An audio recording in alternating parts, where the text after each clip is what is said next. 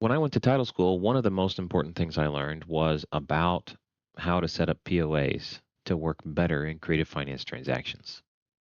You see, when I got there, I'm the only person who paid to be there who did not have continuing education credits to get racked up.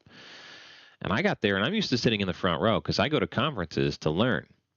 And I'm at this conference sitting alone for 5 rows back. I'm like the one dude in the front row.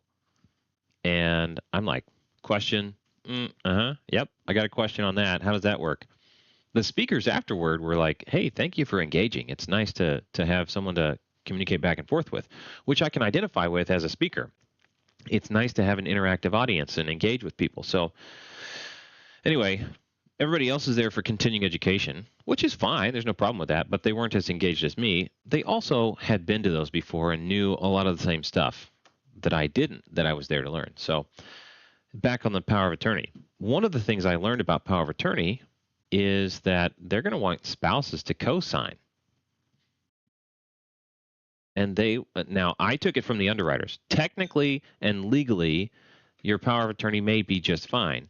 However, for functional use and the automatic summary defeat of any challenges, the insurance underwriters are like, I don't want to take one that's not co-signed by a spouse. And so I said, what about a separate POA from each spouse to the same party? If you're following along, so I'm going to buy your house, and the husband and wife are both going to give me a power of attorney separately. Individually, they're giving me one. For the same property, they're like, no, not good enough for me. Technically, yes, it's a valid POA, but I'm not good enough for me. I'm not going to insure it. I don't want to have to deal with that. Now, that's the actual insurance underwriter who goes to court and sees claims and has to defend those things in court. So I'll take it from the horse's mouth that it's not something worthwhile. Meanwhile, I've done plenty of transactions with title reps who don't question that. If they took that question to their underwriters, the underwriters would say, nope, don't do that. It needs to be co-signed by the spouse. So there's one big takeaway. I was aware that powers of attorney can be recorded. However, it is law that they be recorded in order to be enforceable on real property in certain states. So that was another really good takeaway. So my powers of attorney are better than anyone else's that I've seen because I've had attorney interactions. I've had interactions with underwriters, but getting on the inside at title school, that was the best because I got their unfiltered opinions. I wasn't across the table like the opposing side, like, come on, do this. And they're like, no, but they wouldn't explain why. I got to see it from the inside where they explained their reasoning why. And that was really beneficial for me. So we've got about 5 or 6, yeah, I've got them written down, 5 or 6 changes coming along to our POAs. And our POA is a couple of generations ahead of anybody else's that I've seen. A couple generations. And I'm telling you, a lot. Really big changes that we've made that other people have not. And we've got title companies that are using my power of attorney for real estate transactions. And even then, it's still not up to snuff for the insurance underwriters. And so I really appreciate being able to see that, chat with them. I gave them all a handshake and a thank you. They thanked me for interacting with them. And so we're making changes to our power of attorney. I've got it on my schedule this week. So next week we should be live and up to date with our powers of attorney.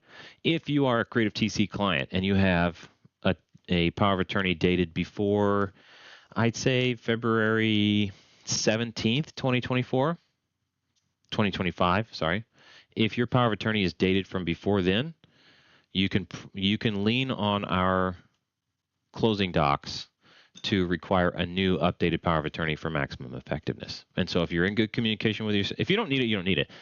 But when you need it, it needs to be done right. And so if you're in good communication with your sellers, the original borrowers, that's great.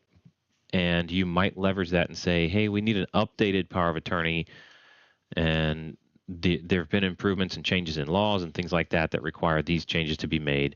So please schedule a time with us to get that updated. So if you have that, if you have one from before February 17th, 2025, contact support@creativetc.io and we can help you get that. That is for Creative TC clients. If you didn't use Creative TC to close your deal, there's your lesson to come to us next time because we are continuously improving. We have been continuously improving. I'm just highlighting one event that I went to that resulted in a lot of changes to something that was already good. So What an opportunity to serve you guys and to be so much better at our craft. Title school, who would have known?